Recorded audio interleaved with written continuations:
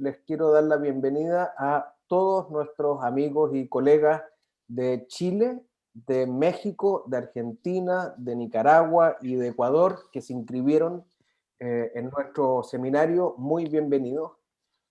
Para los que no me conocen, mi nombre es Felipe Marín, soy el director ejecutivo de la Academia Nacional de Litigación y les quiero dar la bienvenida a nombre de la Academia a nuestro seminario virtual que se titula ¿Cómo incrementar nuestra inteligencia negociadora? Es un título muy sugerente, creo yo. Vamos a ver luego de qué se trata exactamente eso. Este es un seminario virtual organizado por la Academia Nacional de Litigación, que para todos los que todavía no la conocen, mayormente es una institución que tiene por misión entregar capacitación, entrenamiento de calidad para los abogados litigantes. Esa es nuestra misión y entendemos que esta es una misión beneficiosa no solo para los abogados en particular que se entrenan con nosotros, sino que también para todas las personas que son sus clientes y para el funcionamiento del sistema judicial en general. Esa es nuestra misión y esa es nuestra motivación, y por eso es que hoy tenemos a nuestro invitado para hablar de nuestro tema, cómo incrementar nuestra inteligencia negociadora. Nuestro invitado es Juan Mateo, docente en materia de negociación de nuestra Academia Nacional de Litigación, y que nos honra mucho que sea nuestro docente. Y también es director del Instituto Superior de Negociación de la Universidad Francisco de Vitoria en Madrid. Juan tiene una trayectoria larga y de primer nivel en negociación, no solo por haber dirigido importantes procesos de negociación en empresas, puesto esto en práctica, ¿verdad? Sino también por haber enseñado a directivos, gerentes y abogados también a hacerlo, a negociar, ¿verdad? Y esto no es poco, lo aprendió de Roger Fisher, profesor de Derecho de la Universidad de Harvard y quien creó el que ya es muy famoso y conocemos como el método de negociación de Harvard, ¿verdad? Y Juan trabajó con Roger Fisher por varios años capacitando con Harvard en idioma español en negociación. Así que créanme, tenemos a alguien realmente potente en su área y que tenemos la posibilidad de aprovechar en esta oportunidad. Así que Juan, muy bienvenido y muchas gracias por estar con nosotros hoy día. Bueno, gracias a vosotros, gracias a la Academia Nacional de Litigación por haberme invitado. Para mí es un placer y es un honor, además, ser docente de la Academia y estar esta, bueno, para mi noche ya en España con todos, y espero que, bueno, pues este rato sea lo más divertido, por un lado, y lo más reflexivo también, por otro, y que podamos extraer buenas conclusiones. Así que encantado de estar y mil gracias por tenerme aquí. Estupendo, Juan. Bueno, y yendo a nuestro tema, ¿existe la inteligencia negociadora? Bueno, si nos oyera alguien que sabe mucho de neurología y de estas cosas, probablemente nos dijera que no hay una inteligencia negociadora. Pero yo creo que lo que sí existe es una capacidad de negociar inteligentemente, que eso es probablemente lo que es más importante. Sí es cierto que cuando uno lleva muchos años en este tema y ha visto a muchas personas, es verdad que hay gente que tiene un cierto talento natural para negociar, ¿no? Y que son más capaces para hacerlo, pero probablemente porque tienen una serie de habilidades que les permiten negociar de mejor forma. Entonces, yo creo que lo que tenemos que intentar no es decir, bueno, es que hay unas personas que sí saben y otras personas que no saben. No es verdad.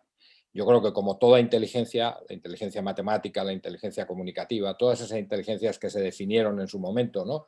Que se dice que hay varias inteligencias en nuestro cerebro, todo se puede desarrollar, y la inteligencia negociadora se puede desarrollar claramente si somos capaces de aprender toda una serie de cosas, ¿no? Lo que ocurre es que yo creo que hay algo que, para iniciar, Felipe, si me permites, me gustaría poner muy claramente, ¿no? Porque me parece que esto es muy importante. Yo muchas veces a la gente que he dado cursos o a la gente que he asesorado en temas de negociación, les digo siempre que la negociación no es una técnica. O sea, si alguien cree o considera que negociar se consigue hacer bien a través de una técnica, solo de una técnica, no, no funciona. Desgraciadamente no funciona. La negociación es algo más. Por eso es una inteligencia. Por eso hay una manera de negociar inteligentemente. Es decir, si lo llevara al límite, la negociación es una forma de pensar, incluso es una forma de vivir. Porque cuando yo intento poner en marcha determinados mecanismos solo cuando negocio, mientras que en el resto de los aspectos de mi vida no lo hago, no funciona. Voy a poner un ejemplo muy claro del que hablaremos. Si a mí me dicen que para negociar es imprescindible escuchar, lo cual es absolutamente cierto, y yo tomo nota y digo, claro, para negociar hay que escuchar, pero no lo hago en todos los ámbitos de mi vida, lo que es imposible es que cuando yo llegue a una negociación escuche. O escucho siempre o no voy a escuchar cuando negocie. Por lo tanto, tengo que convertir todas estas habilidades para negociar inteligentemente en un hábito que utilizo en cualquier aspecto de mi vida. Por eso digo que es una manera de pensar, es una forma de ser, ¿no? Es casi, si lo pudiéramos decir, es como una cultura que uno tiene, ¿no? Hace unos años, en Madrid, tuve la oportunidad de me invitaron porque vino a dar unas conferencias el que fue presidente de IBM, que era Lou Gerstner, ¿no? Y tuve la oportunidad de asistir con él a una cena un poco más privada. Y bueno, estábamos allí una serie de personas y la persona que llevaba la coordinación de aquella cena le preguntó qué había hecho él para conseguir que la IBM había estado a punto de quebrar. O sea, el día que él le nombran presidente de IBM, IBM está prácticamente en quiebra, ¿no? Y 10 años después, prácticamente 10 años después, la vuelve a poner en el liderazgo mundial y a volver a hacer de IBM pues lo que es, una maravillosa empresa. Y le dijeron que cuál era la mejor lección que él había aprendido. Y él dijo, miren, la lección más importante que aprendí es que yo sabía que cuando me nombraban presidente de IBM, una de las cosas que tenía que tener muy clara es que tendría una relación muy potente con el vicepresidente de Recursos Humanos. ¿Por qué? Había que cambiar el equipo directivo, había que cerrar fábricas, había que hacer regulaciones de empleo, muchas cosas. Y efectivamente así fue. De vez en cuando, cada 4 o 5 meses, el vicepresidente de Recursos Humanos venía y me hablaba de la cultura corporativa, ¿no? Y yo siempre pensaba, ¿qué tipo más pesado? O sea, no tengo yo cosas que hacer, nada más que atenderle para que me hable de una cosa tan ridícula como es la cultura, ¿no? Dice, ¿por qué? Pues porque yo pensé que la cultura era parte del juego, pero nada más. Y estaba equivocado, estaba profundamente equivocado. Yo me di cuenta que la cultura no es parte del juego, la cultura es el juego. Y mientras yo no cambiara la cultura de esta organización, nunca podía hacer que mis estrategias funcionaran. Entonces yo recuerdo una frase que le oí a Peter Drucker que dice que la cultura se come a la estrategia para desayunar. Y creo que es una frase maravillosa. Y yo creo que no solamente se la come para desayunar, se la come para desayunar, para comer y para cenar. Se la come en todo momento, ¿no? Y en ese momento alguien le dijo a Lou Gerstner, le dijo, bueno, ¿y qué es la cultura? Y él dijo algo maravilloso. Dijo, la cultura es lo que la gente hace cuando nadie les ve. Y creo que es fantástico. Esa es eso si lo llevamos al ámbito personal es exactamente igual. Es decir, si yo entro en una habitación o entro en una oficina y de repente veo pues, papeles tirados por el suelo, una planta que se ha caído porque hay una ventana abierta, ha habido una tormenta, yo puedo actuar de dos maneras. Me empiezo a recoger los papeles, los pongo en su sitio, levanto la planta, la pongo bien, o miro a los lados, miro a ver si me ve alguien y si no me ve nadie, digo, ahí se queda, ya lo recogerán. Esa es mi verdadera cultura. Es mi verdadera educación, mi verdadera manera de ser, es aquello que yo hago sin que nadie me observe, sin que nadie me vea. La negociación es igual. La negociación es una cultura que tenemos que tener, es una manera de actuar en la vida. Y que da igual si alguien me observa o no, da igual si estoy en una negociación o no, yo escucho, yo pregunto, yo intento ver qué quiere el otro. Y eso es la manera de funcionar. Es evidente que después eso tengo que aderezarlo con una buena técnica y con una buena metodología, ¿no? Pero si no tenemos esa capacidad de entender que es algo que va más allá de la propia circunstancia que tiene una negociación, en mi opinión, y lo he visto, no funciona. Porque impostar lo que no eres, al final se nota, está clarísimo, ¿no? Creo yo, Felipe, no lo sé. Y en ese caso, Juan, pensando en que muchos de nosotros que estamos aquí somos justamente abogados litigantes, ¿verdad? Claro. No quizás por cultura, pero sí por función. Muchos de nosotros enfrentamos el desafío que viene por delante, en una parte al menos, no para negociar, sino que para pleitear, para pelear, ¿verdad? Vamos a ir a litigar, a juicio, ¿cierto? Claro. ¿Cómo se complementa, cómo ves tú que se complementa una con otra, la función de litigar con la función de negociar también, previamente al proceso judicial o en el mismo proceso judicial? A ver, a mí me parece que aquí hay algo que los latinos empezamos a descubrir y que los anglosajones han descubierto hace mucho tiempo, ¿no? La cultura anglosajona es una cultura de mediación, es una cultura mucho más favorecedora de ese tipo de cosas que lo tenemos nosotros. Nosotros parece, hay una cosa muy importante, ¿no? Nosotros tenemos una cultura en donde para ganar tenemos que vencer al otro. Es decir, yo gano y tú pierdes. Si no, como que no estamos a gusto. Mientras que en realidad en la negociación no es para ganar te tengo que vencer, sino se puede ganar sin vencer a nadie. Esto es una máxima muy importante. ¿Qué ocurre? Yo, por ejemplo, que he tenido que dar bastante capacitación a personas del mundo de la abogacía y en España grandes despachos de abogados, el problema que hay es doble, ¿no? En primer lugar, porque piensan, muchos abogados creen que si no litigan van a perder muchos ingresos. Es decir, la litigación me proporciona una serie de fees que si no lo hago no me lo van a dar. Y en segundo lugar, incluso llegado al momento de litigación, hay capacidad todavía de negociar y de ver cómo podemos hacer que las cosas vayan de otra forma, ¿no?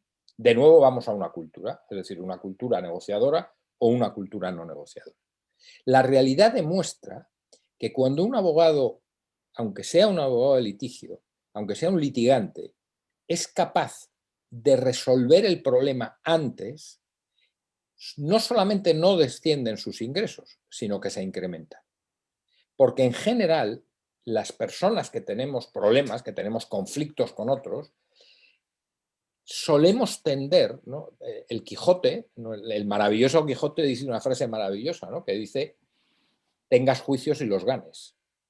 Porque, bueno, en un juicio puede pasar cualquier cosa, en un juicio puede ocurrir de todo y en un juicio además gastamos un montón de tiempo y de dinero. Mientras que en una de mediación, los abogados pueden tener sus sís exactamente igual que en un litigio. Sin embargo, el final de eso no es yo gano y tú pierdes. Es decir, como decían los abogados los matemáticos de teoría de juegos, no son juegos de suma cero. Un juego de suma cero es lo que yo gano, tú lo pierdes, ¿no? Y un juicio en el fondo es casi un juego de suma cero. Es decir, aunque creamos que el conflicto se ha resuelto, no se ha resuelto. Porque en el fondo hay alguien que va a pensar, esto no es justo, parece mentira, tuve mal abogado, lo que sea. Mientras que si yo consigo un acuerdo en donde las dos partes consideren que es equitativo y está bien, el conflicto sí lo he resuelto. Y sobre todo tendré una capacidad muy grande de atraer a otra serie de clientes importantes porque el coste que a mí me supone, no el coste de los fees de mi abogado, sino el coste que me supone, va a ser al final mucho menor. ¿Qué ocurre? Ocurre que esto es un problema educativo, ¿no? Y Felipe, tú y yo esto lo hemos hablado, ¿no? Al final, el problema que tenemos es que, al menos en España, y creo que en Chile es exactamente igual, en México, que conozco muy bien, pasa exactamente lo mismo. Por ejemplo, en la carrera, en los estudios de abogacía en España, no existe una sola hora de negociación para estudiar. Una, ¿eh? Y tú dices, ¿cómo es posible que un abogado, que probablemente es el paradigma de la negociación o debería ser el paradigma de la negociación, no tenga ni una sola hora educativa en ese sentido? ¿Cómo es posible que en las escuelas, en los colegios, en las universidades, no enseñemos a todo el mundo lo importante que es gestionar acuerdos? Porque en realidad la negociación es eso, es la gestión del acuerdo. ¿Qué cantidad de dinero podríamos ganar en el país si evitáramos todos esos conflictos? ¿Y qué cantidad de dinero podrían ganar muchos abogados si llegaran a poder tener eso? Es decir, los ADRs, ¿no? Las Alternative Dispute Resolution, ¿no? La capacidad de resolver disputas de manera alternativa, es algo que teníamos que empezar a ver. Y que incluso un abogado litigante tiene muchas y maravillosas ventajas. ¿Por qué? Yo siempre tengo un juez, siempre tengo un juicio, siempre tengo la capacidad de litigar. Eso no lo pierdo. Sin embargo, tengo la capacidad de producir mucha más riqueza si lo que hago es mediar, si lo que hago es gestionar acuerdos por fuera de eso. Incluso desde un punto de vista de país, y esto es importantísimo, en España, por ejemplo, lo estamos comprobando muy claramente, se desbloquea el sistema judicial. Nosotros, cuando tienes que hacer un juicio, en la mayoría de las ocasiones, ¿qué te ocurre? Échale tiempo, porque claro, los juzgados están absolutamente bloqueados, nosotros no tenemos un sistema judicial que sea flexible, no hay suficientes jueces. Bueno, cuando quieres restaurar lo que tú suponías que era lo que necesitabas, han pasado 5, 6, 7 años a veces. Y dices, bueno, ¿ya para qué te sirve? Si en realidad ya no te sirve absolutamente para nada porque no es ese momento, ¿no? Entonces, todo genera una riqueza muchísimo mayor y hace que el sistema judicial funcione mejor. Y para los abogados, lo garantizo porque lo he visto, supone un nivel de negocio realmente extraordinario y un nivel de satisfacción con los clientes muchísimo mayor. ¿Y cuál dirías tú, Juan, en ese sentido, ya en herramientas más concretas, son las palancas claves para la negociación? Mira, a ver, yo creo que, insisto, la palanca clave para una negociación, la primera es entender que no consiste en yo tengo razón, tú estás equivocado. Esto es un paradigma que aplicamos muchísimas veces, ¿no? Y entonces, claro, a ver, la negociación proviene porque tenemos conflictos, ¿no? Y esos conflictos, que casi siempre solemos decir mejor no tenerlos, cuando es un absurdo, los conflictos nos hacen avanzar, los conflictos, si los gestionáramos bien, nos hacen pensar, nos hacen salir de lo que es estrictamente lo que nosotros pensamos para abrirnos muchas puertas. En general, el problema que tienen los conflictos, y esto es algo terriblemente interesante, es que todo conflicto empieza racionalmente. Cuando digo racionalmente es que todo conflicto empieza por algo que ha sucedido. Puede ser una cosa nimia, puede ser porque ya había conflictos anteriores, puede ser una cosa importante, pero siempre ocurre algo. Es decir, si tú analizas un conflicto, hay un hecho. No pagaste la factura que tenías, no has hecho tal proyecto cuando dijiste que lo tenías que hacer, no has cumplido con las responsabilidades que tenías, hay un hecho que lo provoca. Pero como estamos hablando de seres humanos, el problema es que lo racional se engarza instantáneamente con lo emocional, ¿vale? Y entonces, ¿qué ocurre? El inicio, intento explicarme desde un punto de vista conceptual, no porcentual, ¿eh? El inicio de un conflicto es estrictamente racional. Es decir, hay un hecho y por eso se provoca el enfrentamiento o la discusión. Pero instantáneamente empiezan a dispararse las emociones. Porque en el momento en que el otro no me da la razón o empezamos la discusión, ¿qué ocurre? Que las emociones empiezan a subir. ¿Qué ocurre si yo en el tiempo no soy capaz de parar la explosión emocional que eso tiene? Lo que ocurre es que el conflicto se ve atrapado por las emociones. Y cuando un conflicto se ve atrapado por las emociones, es prácticamente inmanejable. Prácticamente.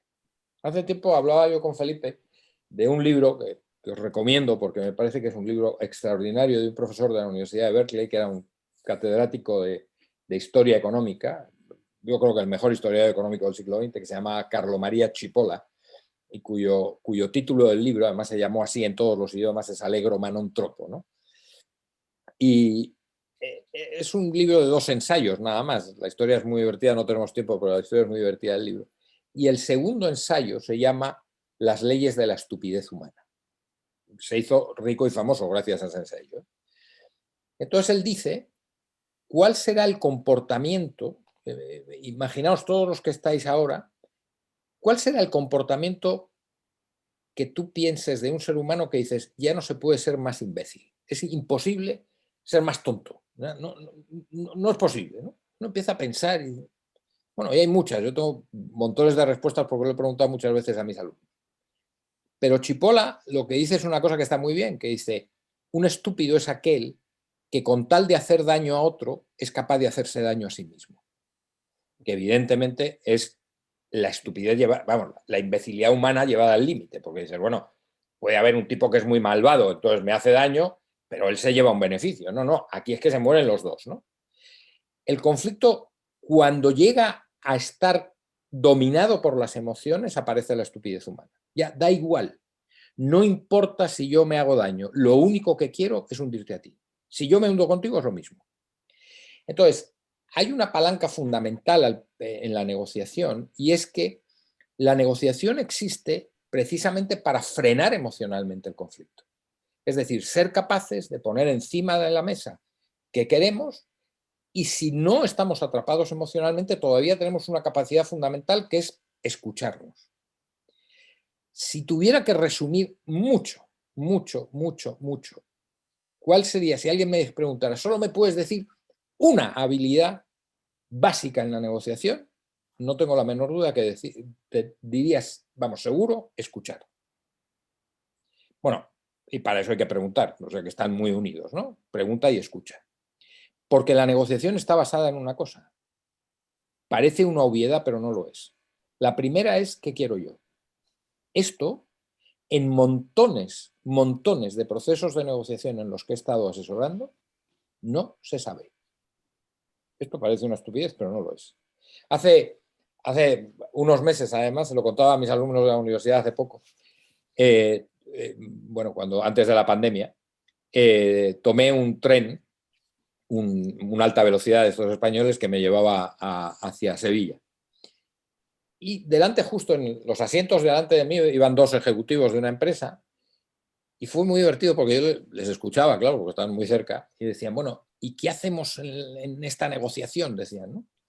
Y uno le dijo, bueno, no te preocupes, vamos y ya veremos. Y yo decía, madre de mi vida, pero ¿dónde van estos dos? O sea, ni siquiera eran capaces de entender qué querían ellos. Esto, insisto, que son cosas de sentido común, la mayoría de las veces no se tiene. ¿Qué quieres? Porque la mayoría de las veces cuando tú haces pensar a una persona que quiere, muchas veces lo que te dice es, no lo sé. No lo sé. Realmente seguro no lo sé. Más o menos. Entonces, tenemos que intentar clarísimamente saber qué quiero. Y luego hay una opción solamente válida. Es dedicar todo el tiempo del mundo a saber qué quiere el otro. Insisto, parece una obviedad. O sea, dices, bueno, no. Porque en el momento en que las emociones están jugando su papel, ¿cuál es el problema? Que dejamos de escuchar. Porque entonces aparecen además los sesgos que Daniel Kahneman, ¿no?, el Premio Nobel de Economía de 2002, descubrió muy bien, que es ese sesgo que todos tenemos por el cual ese que está enfrente nuestro y el que consideramos nuestro enemigo, todo lo que dice es absolutamente estúpido. Aunque diga la mayor verdad del mundo, todo lo que va a decir es completamente ridículo, no sirve para nada y hay que atacarle, ¿no?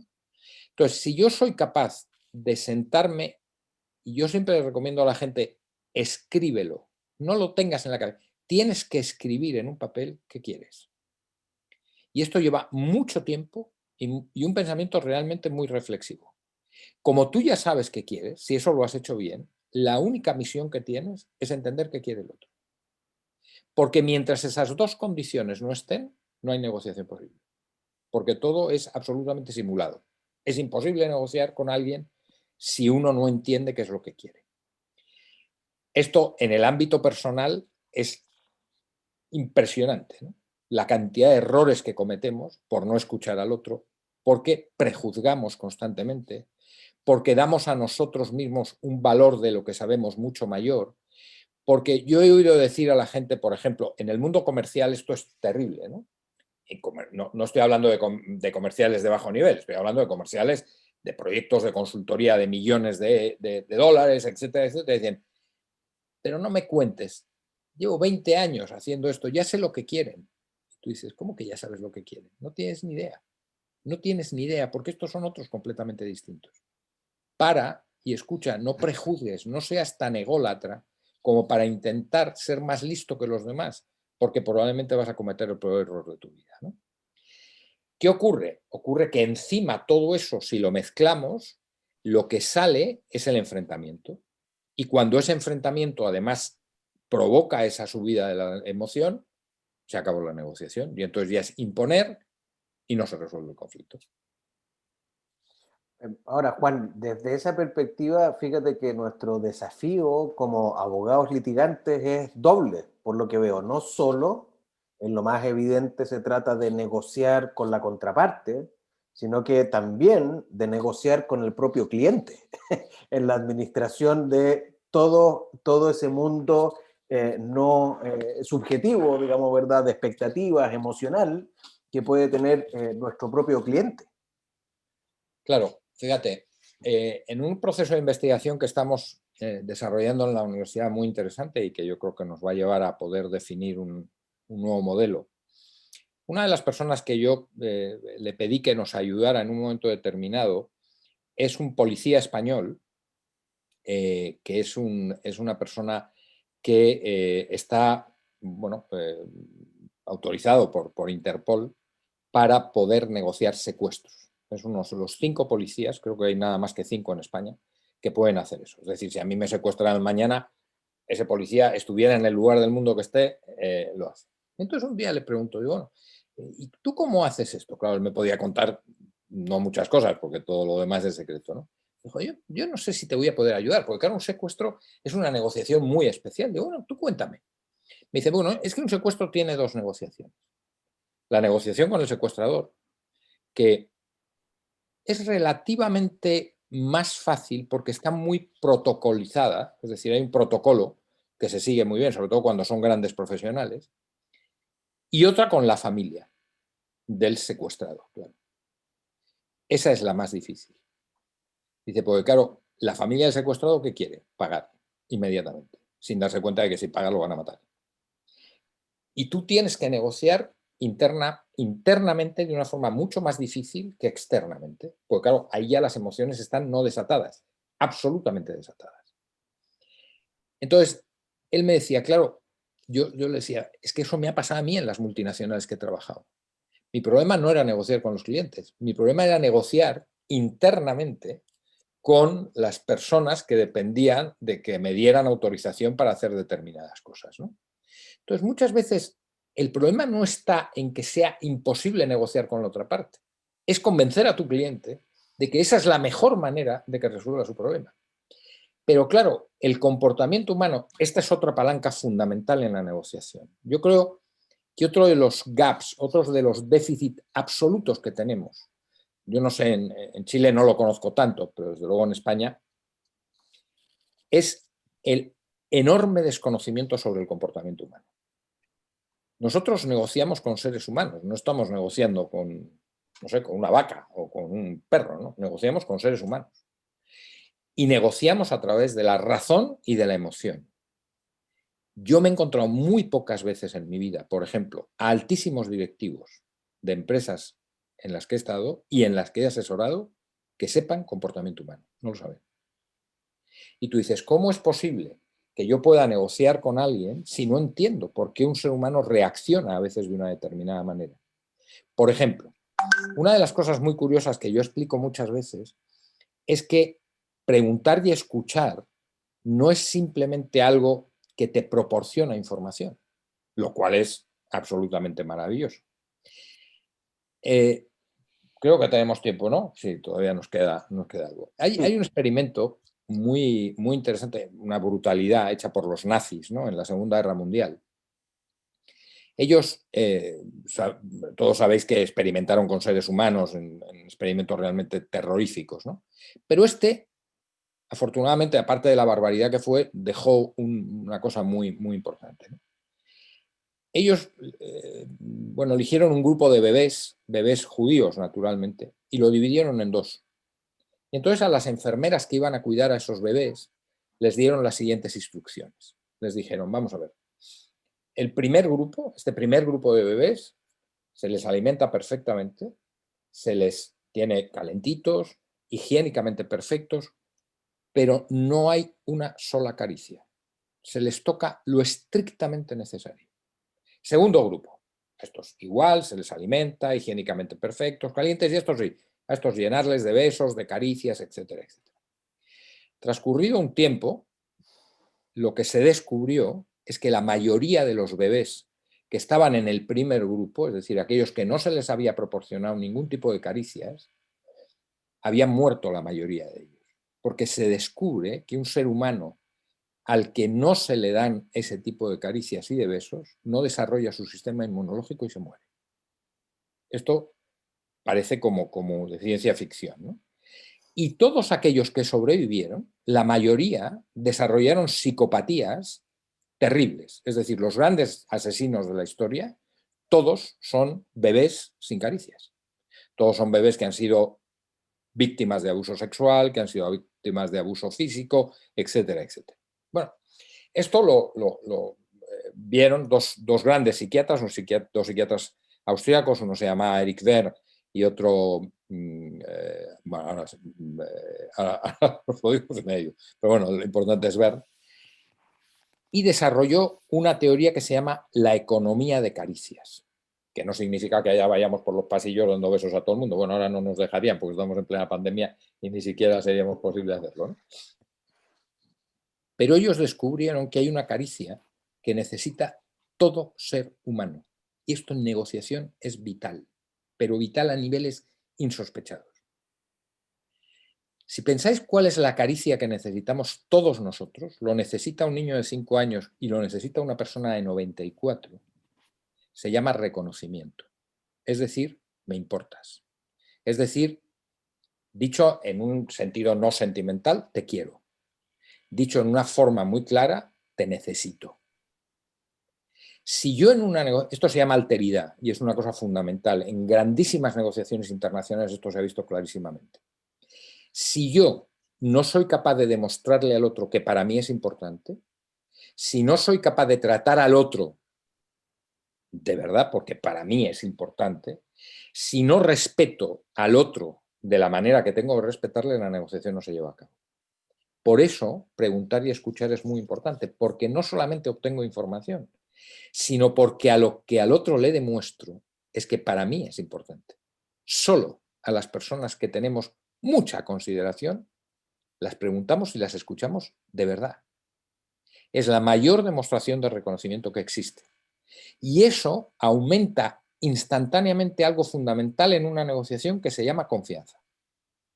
Yo voy a negociar contigo mucho más si el nivel de confianza que tenemos es muy grande. Pero claro, yo a veces negocio con personas que no las conozco de nada, que es la primera vez en mi vida que las veo. ¿Cómo puedo aumentar ese nivel de confianza? Precisamente a través del reconocimiento.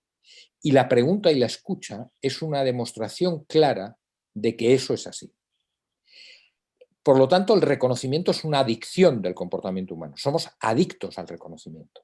Insisto, eso es el alter ego, lo que se llama la alteridad. Yo solo voy a poder negociar con alguien al que reconozco en el mismo nivel que yo. Es mi otro yo, por decirlo, eso es el alter ego, ¿no? Eso es la alteridad. Cuando se rompe esa alteridad, es prácticamente imposible hacerlo. Hay una segunda adicción que siempre tenemos que tener en cuenta que se llama la equidad. Es decir, no es posible negociar si no entiendo que yo gano y tú ganas. Esto que se dijo muchas veces que lo habían desarrollado los académicos de Harvard en el modelo de negociación de Harvard no es verdad. Esto lo desarrollaron unos matemáticos, que fueron los matemáticos de teoría de juegos, y que demostraron claramente que la única forma de colaborar entre nosotros, y la negociación es un acto colaborativo, es si yo estoy convencido de que yo gano y tú ganas.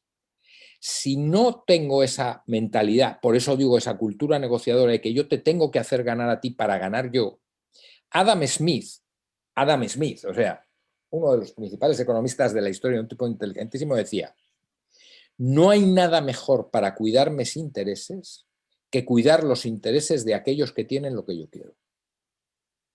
Evidentemente. Eso es equidad. Yo voy a intentar por todos los medios que tú te lleves lo que tú quieras. Llevándome yo lo que yo quiero, claro. Pero vamos a intentar los dos llevarnos lo que queramos. Porque eso no solamente nos va a provocar riqueza, sino nos va a hacer otra cosa muy importante, que nuestra relación se mantenga. Negociar es construir relaciones. Esa es la gran ventaja de la negociación. Y ahora que los gurús de la felicidad tanto hablan de mucha tontería y de mucha estupidez sobre cómo uno aumenta su felicidad, la felicidad de un ser humano en el mundo profesional, en el mundo personal, proviene de las relaciones que tiene. Si lo que yo consigo es acuerdos en esa relación y acuerdos que mantienen esa relación, mi nivel de satisfacción es mucho más grande. Una relación madura, una relación de un matrimonio, una relación de dos amigos madura, y por eso la mantenemos en el tiempo por una sola razón, porque hemos sido capaces de gestionar acuerdos en nuestros conflictos. Un matrimonio está lleno de conflictos, lleno. Una amistad está llena de conflictos, una familia está llena de conflictos, una relación cliente-proveedor está llena de conflictos, una relación entre el abogado y su cliente está llena de conflictos. Pero lo que nosotros tenemos que tener en cuenta es que en la medida en que yo soy capaz de construir esas relaciones a partir de la equidad, a partir de yo no quiero ganarte, lo que quiero es que nos llevemos las dos cosas, yo construiré relaciones que me van a permitir tener un nivel de satisfacción muchísimo mayor. Y por último tenemos otra cosa muy importante, que se llama la facilidad. Es decir, nosotros todos tendemos a rechazar aquello que no entendemos. Y esto es muy importante para los que sois abogados. Uno de los peligros que tenemos todos los especialistas es que para hacernos más importantes complicamos las cosas. Y lo que hay que ir precisamente, los colombianos dicen una palabra que a mí me encanta, que es descomplicar. Y tenemos que descomplicar las cosas. Tenemos que hacer que la persona que está metida en el conflicto entienda las cosas muy sencillamente. Tú no eres más listo porque tienes un lenguaje críptico, eres más listo porque haces que los demás lo entiendan muy fácilmente. Por lo tanto, si utilizamos el reconocimiento como medida de acercamiento al otro, como la demostración de para mí eres tan importante como lo soy yo, si utilizamos la equidad para construir relaciones a largo plazo y si además conseguimos que el otro entienda esto de una manera muy sencilla, el nivel de gestión de acuerdos aumenta automáticamente. No sé si estáis de acuerdo. Juan, vinculado de hecho a eso mismo, cuando como la negociación depende de alguna manera del escenario, la cultura, tú nos hablabas, ¿verdad?, de una cultura negociadora y que negociar solo va a tener frutos en una cultura negociadora. Sin embargo, a veces nos toca negociar con alguien que no tiene una cultura negociadora, que no está dispuesto, quizás en ese caso en particular, a negociar, o que es un negociante difícil, es radical, quiere ir al pleito, al final, por razones emocionales, como fuera. En esos casos, tú hablas en tu curso de un concepto que me parece muy interesante y que sería bien útil conversarlo ahora también, que tú mismo nos expliques. ¿De qué se trata esto de las alternativas? Bueno, yo creo, a mí yo hace muchos años, como tú decías al principio, yo tuve la enorme suerte de formarme con Roger Fisher, que fue el director del proyecto de desarrollo del método de negociación de Harvard, personaje absolutamente extraordinario y con una capacidad inmensa. El día que esto me lo explicó a mí hace muchos años, a mí me cambió la manera de pensar. Y es una cosa que todos intuitivamente sabemos y que utilizamos, pero lo hacemos tan inconscientemente que realmente no lo sabemos utilizar bien. Como no tenemos mucho tiempo, voy a intentar explicarlo muy sencillamente. La única manera de entender si yo tengo que negociar o no, de verdad, es más, la única manera de saber si una negociación está bien hecha o mal hecha, es a base de dos preguntas. Da igual si estamos negociando un acuerdo de desarme nuclear o la compraventa de una casa. Me da igual, ¿eh? Siempre es la misma pregunta. La primera es, si rompo, ¿qué me queda? Es decir, si yo no negocio contigo, ¿qué me queda? ¿Me queda el juicio? Sí, claro, pero un juicio, como decía el Quijote, tenga juicios y lo ganes. Vete a saber lo que puede ocurrir, etcétera, etcétera, ¿no? Entonces, lo que yo tengo que considerar siempre es, fuera de esta negociación, ¿qué hay? Si lo que hay es mucho mejor y muchísimo más atractivo que lo que me ofrece la parte con la que estoy negociando, evidentemente, probablemente tenga que dejar de negociar o decirle, mira, este es mi límite. Pero hay otra segunda pregunta que me tengo que hacer, es si él rompe, ¿qué le queda? Porque hay muchas veces, como dice Felipe, que se utilizan tácticas de sobrepresión, ¿no? Me voy a levantar, vas a ir a juicio, te vas a enterar. Bueno, la mayoría de las veces, y esto lo digo de verdad, que yo he vivido, y he vivido unas cuantas situaciones de enorme presión, lo que tienen es miedo. Que tú descubras que no tienen otra alternativa nada más que negociar contigo. Entonces tú te tienes que preguntar, bueno, y si yo no negocio, ¿qué me queda? Si yo no compro esta casa por el precio que me dicen, hay otra casa por aquí cerca que pueda comprar de las mismas características. Si las hay, te pregunta el precio. Si no las hay, ese precio es el que tienes que pagar. Pero, ¿y si él se levanta de la mesa? Si él no acepta mi oferta, ¿qué le pasa? ¿Tiene otras ofertas? ¿Es posible que tenga otros compradores? A partir de ahí empezaré a entender de verdad lo que es equitativo y además podré demostrarle a la otra parte que yo no estoy abusando de él, que lo que le doy es lo que le corresponde como lo que me corresponde a mí. ¿Vale? Creo que había alguna pregunta, Felipe. Sí, interesantísimo. Yo mismo te tengo varias preguntas más, pero obviamente vamos ahora a pasar algunas de las preguntas, aprovechando el tiempo, Perfecto. de nuestros amigos de el seminario. Algunos preguntan, hay una pregunta aquí, ¿es relevante el historial del litigante para incentivar una negociación como una especie de pistola sobre la mesa que incentive sentarse a conversar? Me imagino que estamos hablando de la reputación, ¿verdad? El historial del litigante. ¿Es eso relevante? Bueno, yo creo que nunca es tarde si la dicha es buena, es decir, siempre es posible empezar, ¿no? Pero sí, claro que es relevante, evidentemente. Hay gente que, yo insisto, tengo clientes en los despachos grandes, despachos de abogados españoles, que son despachos multinacionales y muy importantes, que no les hables de esto, porque no quieren. Porque nosotros tendemos a hacer aquello que mejor sabemos hacer. Claro, cuando yo me he pasado mi vida litigando y no haciendo mediación o no haciendo negociación, ¿a qué voy a tender? A litigar. Por lo tanto, eso es, evidentemente tiene que ver, ¿no? Pero lo que yo digo a todo el mundo es, si yo no digo que no se litigue, si es que hay veces que no hay más remedio, como hay veces que hay que imponer una solución, como no todo es negociable o no todo es mediable, pero por supuesto. Lo que siempre pienso es, pregúntate qué pierdes si no haces esa posibilidad de acordar, de negociar, de mediar. ¿Qué puedes perder? Entonces te darás cuenta de que muchas cosas las puedes perder, porque el mundo no va hacia un sistema de enfrentamiento. No, no es Trump, ¿eh? Trump ha perdido las elecciones, las ha perdido por eso. Yo no me quiero meter con él porque ni soy norteamericano ni quiero juzgar políticamente a nadie. Yo me metí con él en el libro porque él dijo en un libro que escribió que para negociar había que humillar al contrario. Y dije, pues hijo mío, empezamos bien. O sea, imagínate si eso es lo que hay que hacer para negociar. Pero yo creo que lo que uno tiene que hacer es sentarse y pensar y reflexionar. Aunque yo tenga una experiencia brutal, impresionante en litigar, ¿qué beneficio obtendría si puedo hacer esto? Y en aquellos momentos en que puedo obtener un beneficio, intentar entrar en esta dinámica. Insisto, siempre, siempre se tiene la litigación, siempre se tiene al juzgado como última instancia. Lo que no tenemos siempre es la posibilidad de echar marcha atrás y haber hecho una negociación que nos hubiera dado más beneficio, ¿no?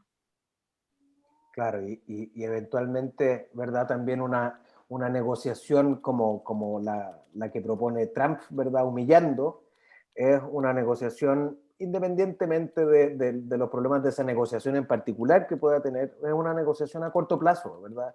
Claro, Nosotros como abogados litigantes puede ser que tengamos a un cliente, quizás no lo volvamos a ver, o clientes que queramos tener relaciones más largas en el tiempo, pero además tenemos relaciones con ese juez con el que litigamos, con esos abogados que son nuestras contrapartes, y por lo tanto también son relaciones a largo plazo, ¿verdad? Sin duda, pero sin duda, Felipe, es que no solamente es un acuerdo con la otra parte, es un acuerdo con el fiscal, es un acuerdo con el otro abogado, es un acuerdo... por eso digo que es una forma de pensar, es una manera de actuar. Y vuelvo a decir, a veces no hay posibilidad, a veces hay que litigar y a veces hay que imponer. Con un nazi no negocio, con un pederasta no negocio. Hay líneas rojas que uno no traspasa y me voy a un juzgado o a cosas peores, evidentemente, como se ha visto en la historia. Pero pregúntate, ¿qué pasa si hago esto? Última pregunta que nos llega del público. Eh, ¿Cuál es la forma o algún método para retrasar o detener las emociones antes que la persona pierda la cordura y con ello la razón? Buena pregunta. Buenísima, buenísima. Y ahí hay una cosa muy interesante. Basarse en los hechos y no en las opiniones. ¿Qué diferencia hay entre un hecho y una opinión, no? Yo distingo un hecho de una opinión por varias razones. La primera, el hecho es irrefutable, es real y es demostrable. Por ejemplo, si yo digo, está lloviendo, o está lloviendo o no está lloviendo. No, bueno, parece, no. O me cae agua encima o no me cae agua encima. Luego eso es un hecho que es irrefutable y que es demostrable. Otra cosa es que yo diga, está lloviendo y yo digo, qué día más malo hace, es horrible. Eso es una opinión. Porque claro, si yo he alquilado una casita en una playa porque tenía una semana de vacaciones y el día está lloviendo, para mí es un día horrible. Ahora, ¿qué pasa si yo le pregunto a un agricultor que está en la misma zona, lleva 5 meses sin llover y está su cosecha a punto de perderse? ¿El día es horrible? No, el día es maravilloso. Y ojalá siga así 15 días. Entonces, una opinión se distingue fundamentalmente cuando yo puedo decir o no o sí al final de la frase. Es decir, ¿es un día maravilloso o no? Entonces, si yo puedo poner o no o sí, es que no me gusta, es que lo que hace este es una cosa que no tiene sentido, o sí. Entonces son opiniones. Para parar las emociones, básate en los hechos. Cuando todos estemos de acuerdo en los hechos, entonces das la opinión. Pero lo que tenemos que tener muy claro es cuáles son los hechos. Cosas demostrables, reales. No, es que tú lo que piensas de mí es tal, es que desde luego tú lo que intentaste fue engañar. No, déjate de historias. No, esto es como cuando un niño viene y te dice que le suspendieron en el colegio. ¿Y qué dice? El profesor me tiene manía, es que el examen era muy difícil, es que no me dijeron que esto entraba en el examen. No, espera, no. 3 asignaturas suspensas. No, pero no, calla. 3 asignaturas suspensas. Eso es un hecho irrefutable. ¿Estamos de acuerdo? Cuando me digas que sí, seguimos. Pero mientras no estemos de acuerdo en que ha suspendido 3 y admitas que ha suspendido 3, no seguimos. ¿Cuál es el objeto, cuál es el hecho que ha provocado este conflicto? Que tú creías que él pensaba... No, eso no es un hecho. Eso es una opinión, por lo tanto es absolutamente rebatible. Si yo te digo, eres un vago, eso me lo puedes rebatir. Si yo te digo, mira, todos los días, en los últimos 3 meses, por el reloj de entrada de la empresa, llegas 2 horas tarde. Eso no me lo puedes rebatir. Ahora analicemos por qué, veamos, pero tienes que admitir que llegas 2 horas tarde. Hasta que no lo admitas, no seguimos. Porque entonces, en el momento en que entramos en las opiniones, ¿qué ocurre? Que ahí se desmadra todo. Pero es peor, es que luego entran las creencias. Y ahí morimos. Ahí ya que sí que hemos muerto. Porque claro, si encima, y voy a decir algo para que lo entendáis, está lloviendo es un hecho. Hace un mal día es una opinión. Esto es un castigo de Dios, es una creencia. Y contra esto es un castigo de Dios, no hay manera de luchar. Es imposible. Yo que he estudiado muy bien y tuve la enorme suerte de estudiar muy bien el conflicto, sigo estudiando el conflicto entre Israel, Palestina y los países árabes, y tuve la enorme suerte de estar con Shlomo Ben-Ami, que fue ministro de Asuntos Exteriores y ministro del Interior de Israel. Bueno, te cuentas cosas sobre este tema que tú no puedes entender. Él me contaba, por ejemplo, para que os hagáis una idea, en una de las negociaciones, el Monte del Templo, que es un lugar sagrado para las dos culturas, tenían un problema porque los musulmanes dicen que en la cima del Monte del Templo, el profeta Muhammad, Mahoma, subió al cielo a lomos de un burro alado. 2020, a punto de 2021. Pero los ultraortodoxos judíos dicen que ahí está enterrado un templo judío absolutamente sagrado para ellos y que por lo tanto ahí no puede pisar un musulmán. Es decir, unos no pueden pisar los judíos porque profanarían donde estuvo el profeta y otros no pueden pisar los musulmanes porque profanarían el templo. Y me decía él, no hay templo, no existe. Hemos hecho todas las pruebas que te puedas imaginar, es mentira. Y el burro, te puedes imaginar que tampoco aparece. Ahora, cuéntame cómo negocias frente a una creencia que no tiene posibilidad de ser rebatida. Pues es imposible. Es casi imposible. Por eso tenemos que irnos hacia los hechos, porque los hechos manejan muy bien el control emocional. Y se va a disparar de todas formas. Por eso tenemos que aprender mucho sobre el comportamiento humano. Mira, Juan, se parece mucho, al menos en un área, cuando estudiamos cómo hacer un contraexamen, de hecho se parece mucho en la manera de mantener el control, de hecho, ¿verdad? De mantener Claro, el control en un escenario muy hostil, además, como es un contraexamen, pero ahí ya estamos litigando, claro, ¿cierto? En juicio. claro. Juan, muchísimas gracias. Hay más preguntas esperándote. Sin embargo, ya hemos llegado al tiempo con mucho.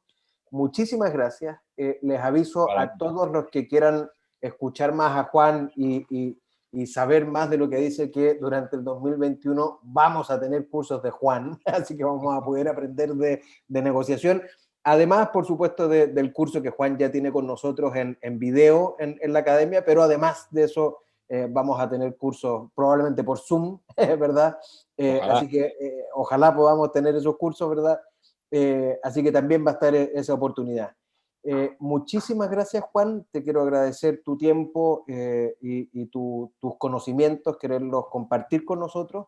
Y espero que podamos tener otra oportunidad para conversar. Yo, ojalá, y es más, lo que deseo no es que lo hagamos por Zoom, lo que deseo es que podamos vernos personalmente, porque eso significará que nos hemos librado de este bicho malvado que tenemos andando por el mundo. Así que bueno, que espero que nos podamos ver, si no, pues será por Zoom.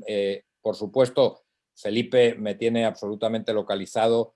Cualquier comentario, cualquier petición de bibliografía, de documentación, encantadísimo. A través de Felipe me localizáis sin ningún problema. Y creo que nos falta una cosa, Felipe, que es decir quién ha ganado los 10 libros que sorteábamos Así, entre todos los que han hecho la amabilidad de estar con así nosotros. es, tal cual, eso estaba para el último momento. Tenemos a nuestros ganadores del libro de Juan, que son los siguientes. Adair Pérez, Norma Correa, Adolfo Micene, Claudio Caamaño, Cristian Reyes, Dora Yáñez, Valeria Pozo, Cristian Tavilo, Muriel Letelier y Marcelo Acuña. Felicitaciones a todos. Van a tener su copia que les haremos llegar en los próximos días. Van a tener su copia del libro de Juan Mateo, que tiene, ¿verdad?, este título tan llamativo de Más Kant y menos Trump, la decisión de negociar. Notable. Bueno, muchas gracias a todos por haber participado. Aquí me fui un segundo, ahí estoy de vuelta. Muchas gracias a todos por haber participado y vamos a seguir en contacto con otras actividades en el futuro. Muchas gracias por haber estado este tiempo con nosotros. Que Gracias estén a muy todos. bien. Muchas gracias. Un placer el estar con vosotros y gracias, de verdad. Chao.